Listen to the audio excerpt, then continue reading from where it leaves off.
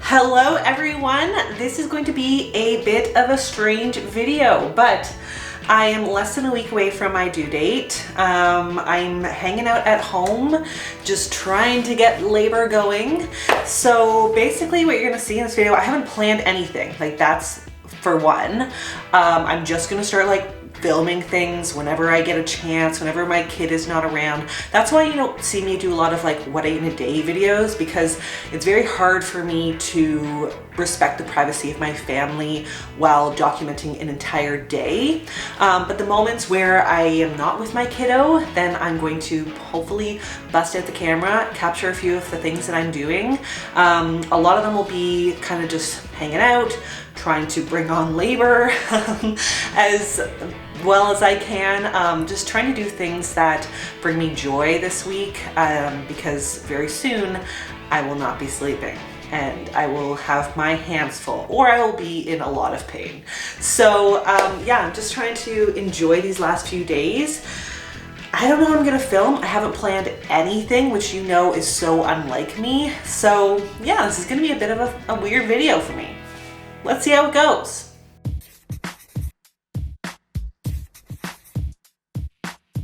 Okay, so I'm being a good Jewish mama and making some challah today. It's not Friday, but it will be Friday at some point, and I'm gonna pop this into my freezer, and then of course we can pull it out for a beautiful Shabbos dinner. But I've let my dough rise. I love challah. Challah is the best bread. If you haven't had challah, it's like an egg bread. Oh, you can do it sweet, you can do it savory. My mouth is watering just thinking about it, but it's definitely my favorite bread. So let's shape some challah. So the sweet ones don't look as professional as my savory sesame ones, but I am partial to the sweet. That is a truck. And these little goodies, these are just like little streusel bits that fell off, and they're the best part. That's chef's little pre-bread treat right there. It's like one of those like delicate little lace cookies. What are those called? Twills? Twills. The ones that get rolled up, twills. It's like a makeshift twill. I love it. Let's eat those. Okay, so I know I said I wasn't gonna work today, but I just need to watch a quick edit of a YouTube video right now while I'm having my snack. And in case you're wondering, this is some cottage cheese, some yogurt, Greek yogurt, some cereal for crunch, and I threw on some leftover peach that my kid did not finish at breakfast. So that's how we roll in momhood. We just eat the leftovers until they're all gone. Okay, so now I'm gonna do something that you cannot hang out with me for. That would get me demonetized for sure. But I'm going to use my epino, and my epino is basically like this device from Germany.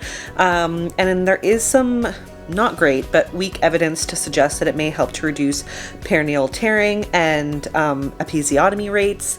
But basically it's like a balloon, and you kind of pump it up a little bit every day to help stretch the perineum and just kind of get it prepared for having a 10 centimeter head come through it. And a lot of doctors say it won't stop you from tearing, which is probably absolutely true. If you're gonna tear, you're gonna tear.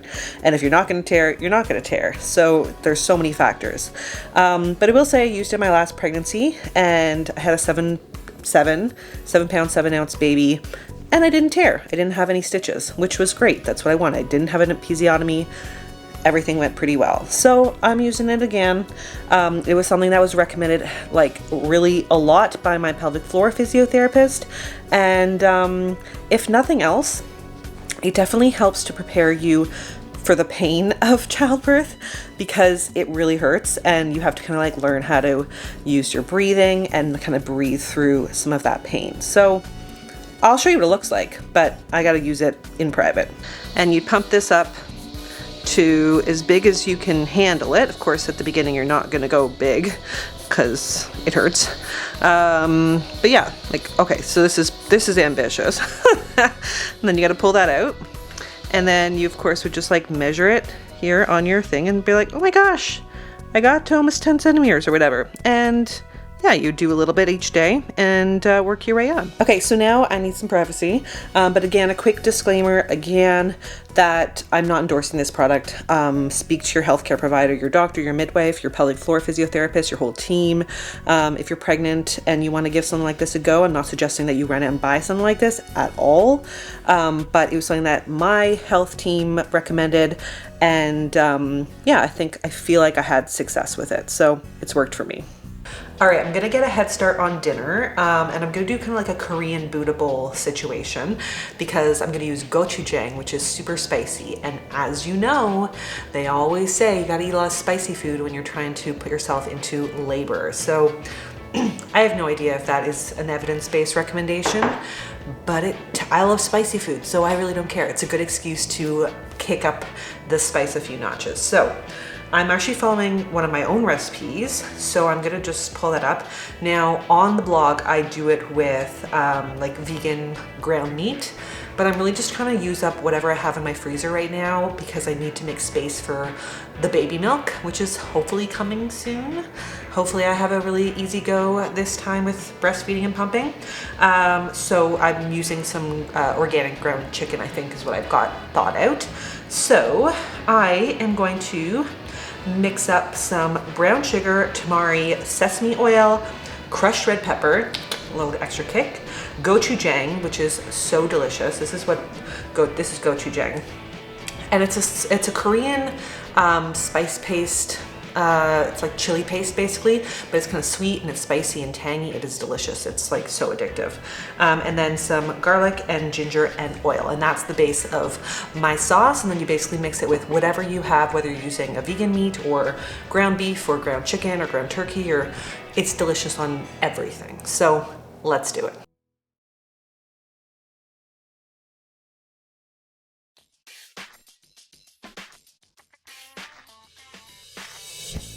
Got some bell pepper, some celery, some carrots, and I'm probably gonna add in some frozen edamame at the end. Some mushrooms, the sauce of course, and some ground chicken or turkey. I think this is chicken, yeah. And then we're gonna make some rice for it.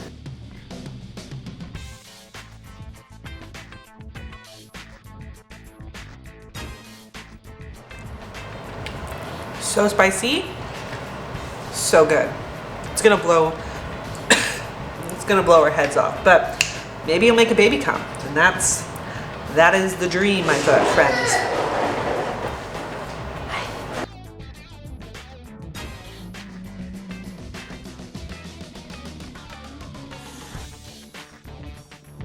Now we get down to business and do a little acupuncture.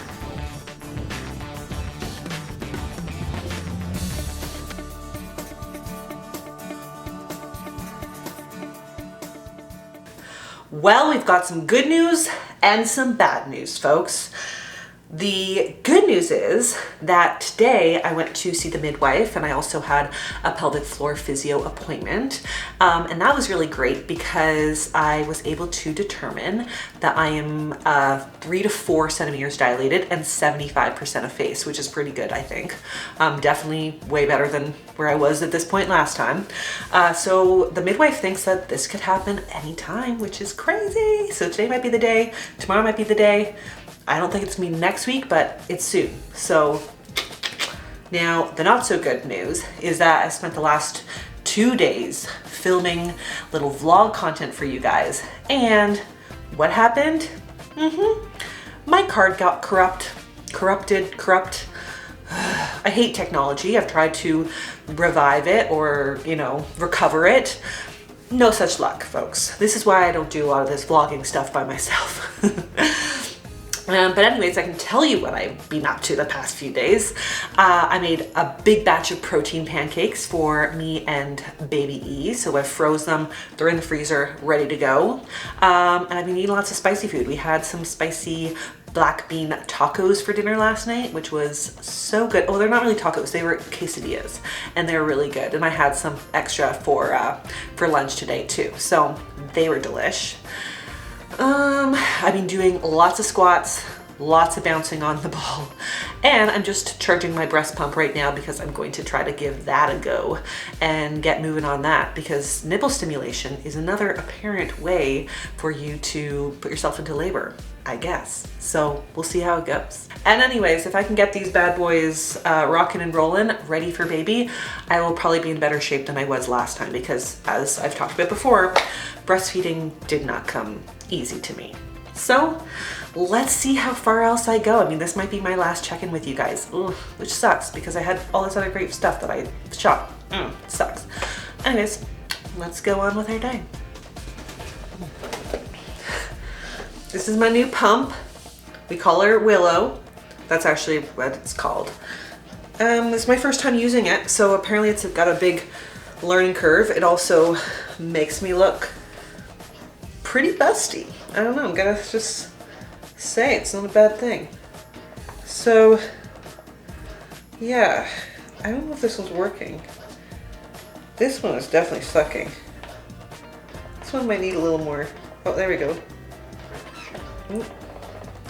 It is weird, folks, but gotta get those nipples stimulated so that we get those contractions going. Here's a baby bump pic. Let's see. Oh, see, my chiropractor and physiotherapist taped me up. Definitely helps me not feel like I have to pee every 5 minutes, so that's nice. Yeah, gonna go make dinner now. Please let this work, because it is not comfortable. Okay, so I'm gonna go for a little walk now that it's not so hot in the day before dinner, and I'm gonna have a little snack before I go, of course. I'm gonna have some dates, and these dates I'm gonna dip in some tahini because that's just a natural combination, and we got some healthy fats in there, and it's super delicious, and it really helps to balance out the overwhelming sweetness of dates. And I don't normally have dates as a snack, that's for sure, but this week I do, because there is some research, and it's not like amazing research, so take it with a grain of salt. It's more just like a fun factoid, but there is a little bit of research to suggest that eating, I think it's like 60 to 80 grams of dates a day, which is a lot. I'm probably not gonna eat that much, I'm gonna be totally honest. But eating dates may help to increase the likelihood of natural spontaneous labor, which is great. It's kind of like, thought of as like nature's induction candy, so to speak. So, and it's delicious. So any reason to have dates is good. And look at this drippy, gorgeous, with the tahini. It's a great combo, but it is gonna coat my mouth and get gross. So I'm gonna save you the eating and talking situation and just try to do this the ladylike way. Bye. So this might be it. My cramps are really picking up. I'm getting a lot of back pain and lower abdominal pain, and I feel nauseous. Like, I have no appetite to eat, but I know that I should eat, because if this is labor, I'm gonna need some energy ASAP. Last time I was starving and I ate 12 popsicles on the ward. I cleaned the whole ward out of popsicles. So yeah, I gotta get some fuel in me. So I just ordered some ramen, spicy ramen, because why not just make this happen faster if it's gonna happen? And I don't even know if this is happening, so I guess we're gonna see. Anyways, I'm gonna go bounce on my ball for a little bit until the food gets here. And my son is outside on the bike with my husband, and I can see them outside, and it makes me terrified because he's just whipping down the street. I'm just rambling at this point. So let me just go deal with this pain.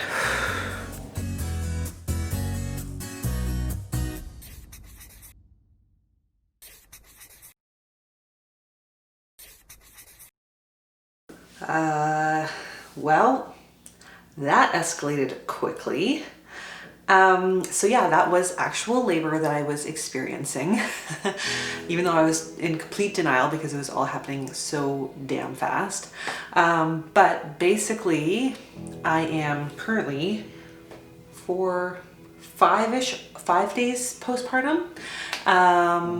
Baby O is sleeping on the floor soundly. Actually, I gotta check because Yeah, looks like he's okay. Looks like he's happy. Okay, so I have a few seconds to chat before we got to get up and deal with that situation. But to very quickly tell you about my labor, it was fast, to say the least, which was really surprising to me because my son had to be induced. My oldest son, E, had to be induced twice. And it was, even with the induction, it was a 20-hour labor. Even with the second induction, it was 20-hour labor. And if you counted the first induction too, it was like, I don't know, like 48 hours. Anyways,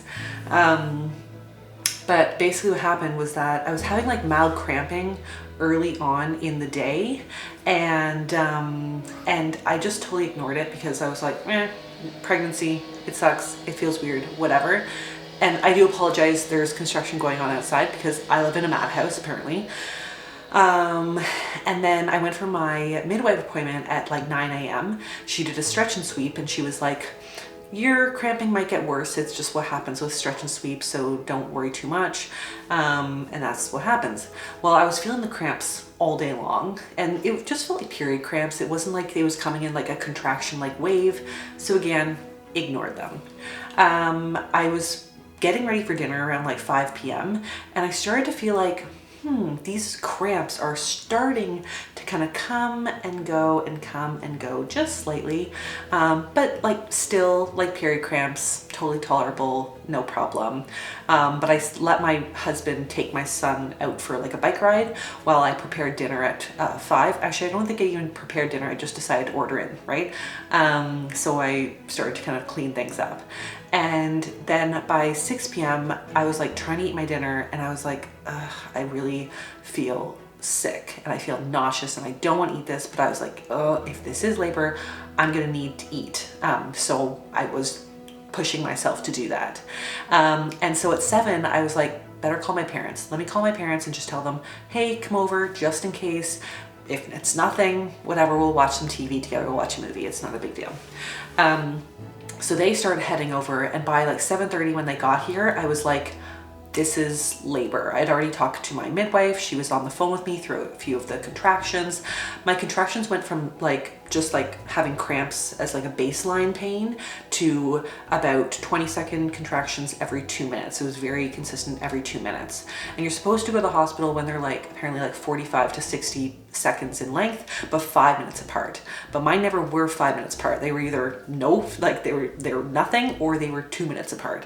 So we left for the hospital just shortly after 8. We got there at like maybe 1:45, and by the time my husband dropped me off outside the hospital doors, I was doubled over in pain. It was excruciating. The drive there felt like the longest drive of my life, even though it was probably like 10 minutes, just because I had so many contractions along the way that I had no way to, you know, help myself through. Normally I would like walk or like pace, or my husband would do some hip squeezes or something, but I was just like stuck in a painful small like car, cramped, and I had to just like brace myself. And when I got out of the car, I was like, had like this wave of nausea, and I had to find like a garbage can outside of the hospital doors, like beside like a few homeless people, while I was throwing up. And anyways, as soon as that contraction subsided, I like bolted it into the hospital. They had to do like a COVID screening, of course, as soon as I get in there, and like I just rushed up to the maternity ward. And instead of waiting to be checked in, like I should be waiting for my husband to get there to check me in, the woman at the reception was just like, go to triage. You could see that I was like ready to go. And so I got to triage and they were like, you know, sit in this chair here, ma'am, but we don't have any beds. We have 19 beds and there's 23 patients who want to be admitted and who are in labor. And I was like, oh my God, what does that even mean? But of course I was in such, you know, not with it, that I just couldn't even think about that at the time.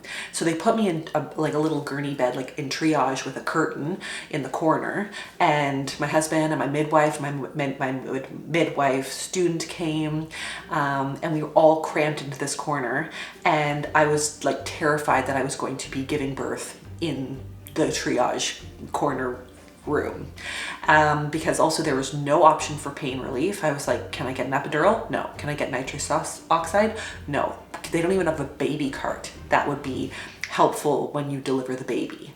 So I was getting really scared because my contractions were like a minute apart. They were excruciatingly painful. I was like throwing up. I felt horrible, and it was all happening so fast. And I was worried that this would be where I was going to be giving birth. And my midwife asked, like, do you want me to break your water? Because you're actually only like 4 to 5 centimeters dilated, but this is happening quick. And if you break your water, I think this will, you know, you'll have a baby really soon. But I was like, I don't want to have a baby really soon. I want to be in a room to have a baby because, you know, I had a really bad postpartum hemorrhage last time, and I was afraid of that happening again. And if it did happen again, let's just say, you know, I wanted the epidural for that, because to have an adult's whole arm up inside me scraping out my placenta was not something that I wanted to experience without some pain relief. So thankfully at around 10:45, they came in and said, we've got a room for you. And I was like, oh my God, hallelujah, thank the Lord. And they put me in a wheelchair. They like ran me to the room. And the second we got there, the anesthesiologist happened to be walking by, and I was just like, get in here, help me, help me. And so I quickly got the epidural, and basically as soon as I got the epidural, I told the midwife, okay, break my water now. I went from 5 to 10 centimeters in dilated in about 10 minutes, and then I pushed for 20 minutes, and baby was born at 12:25. And so yes, if you haven't been looking at my community page updates, I had another baby boy, which is exactly what I expected to have. You guys know I talked about this, and I was saying, I definitely think I'm a boy mom for life. And so it was definitely no surprise to me when we announced that it was a baby boy. And we then got into our hospital room shortly after that. And next, of course, it was time to birth the placenta, which is what I struggled with last time.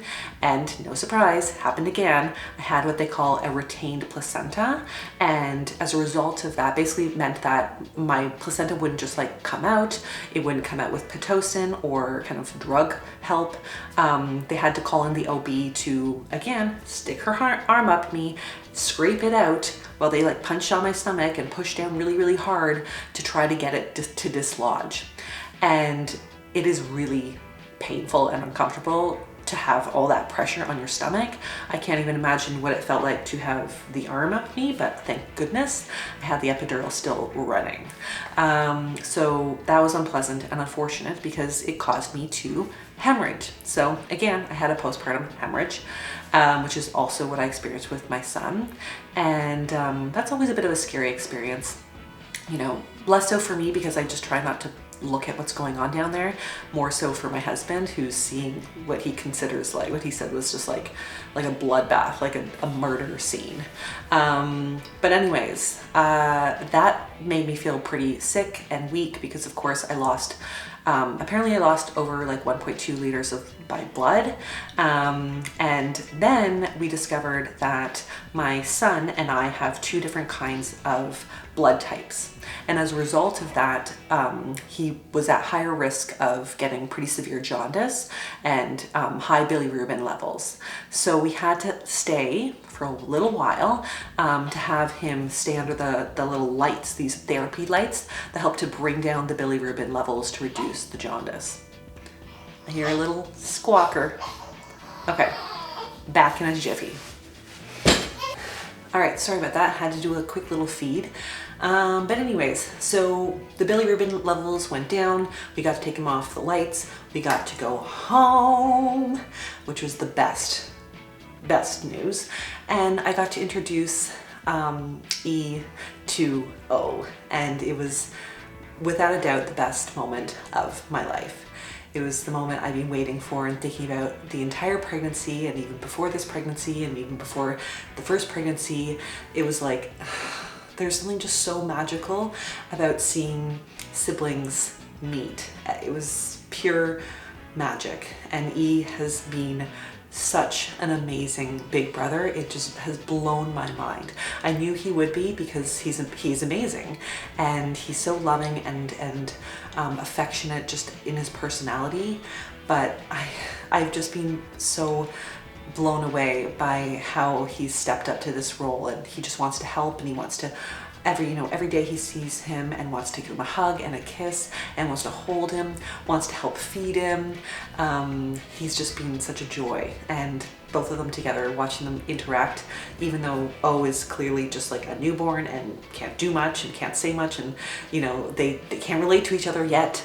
I know that these two brothers are going to be best friends for life, and it's exactly what I want.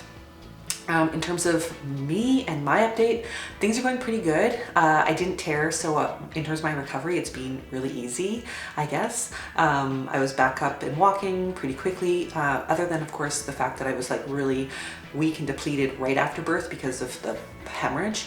I felt really good, and even though I'm tired, I'm really hungry. I've got no time to eat, like literally all day. Basically anything that I've eaten today have been things that I can literally just shove in my mouth. So I just ate a ton of fruit, a couple hard-boiled eggs that were already in the fridge. I had a piece of bread with some egg salad on it that, again, already in the fridge because somebody brought it over. And right now I had a wrap with some peanut butter on it and like a banana shoved in, like a roll-up wrap. So yeah, I'm doing my best here to stay fueled because I'm starving, but at the same time, it's like, what can I eat that I only need one hand for? Because the other one is always occupied with one child or the other, or feeding. It's just like back to back. And speaking of feeding, it's going better than I did with E, but it's still a bit of a struggle. O had both a lip and tongue tie, like E did, and we were lucky enough to get them released in the hospital. But I'm gonna get a second opinion tomorrow at the dentist just to see if there's anything else we can take away, because the lactation consultant thought that maybe we could just like snip a little bit more and see if that gives me a little bit more relief. But he's just learning how to feed. I'm just learning how to, work with him to make it less painful, because he just doesn't want to open his mouth wide enough to get that nipple fully in. Don't you wake up, buddy. Don't you wake up. Give mama like 5 more minutes. Anyways, we're doing a combination of breastfeeding basically like every 2 hours, and then I will pump right afterwards so that if he needs a bit of a top up, then I can do that. And also it's just trying to build my supply, which I'm just starting to get my milk in right now because of the hemorrhage, it was a bit delayed. So yeah, things have been a bit of a struggle, but definitely not as big of a struggle as they were with E. And I think part of that is just I feel a lot more confident, and I feel a lot more laid back about the experience. With E, I felt like my entire life revolved around a schedule and a pumping schedule or a feeding schedule or a sleeping schedule. This time I've just decided we're gonna go with the flow, because being a mom of 2 children now, I don't have the bandwidth to do anything else. And it really was, that whole scheduling thing took away so much from my motherhood experience. And I really just want to kind of experience it in the moment this time. So yeah, that's where I'm at right now. I was lucky enough to have a shower today, but I got up at 5:30 in the morning just so that I could do that before my eldest son got up. So I guess that's it for me right now. I mean, there's a lot going on. It's a bit of chaos, it's a bit of craziness, but I'm actually really loving it. So if you've enjoyed this vlog kind of content, let me know. I definitely feel like I could do a lot more of it because I'm home a lot more now. So keep me posted if this is something that you're interested in seeing more of. If you like this video, be sure to give it a thumbs up. Leave me a comment below with any other kind of specific vlog like content that you want to see me do. Don't forget to subscribe to the channel, and I will see you next time on Abby's Kitchen. Bye. Wish me luck in this craziness.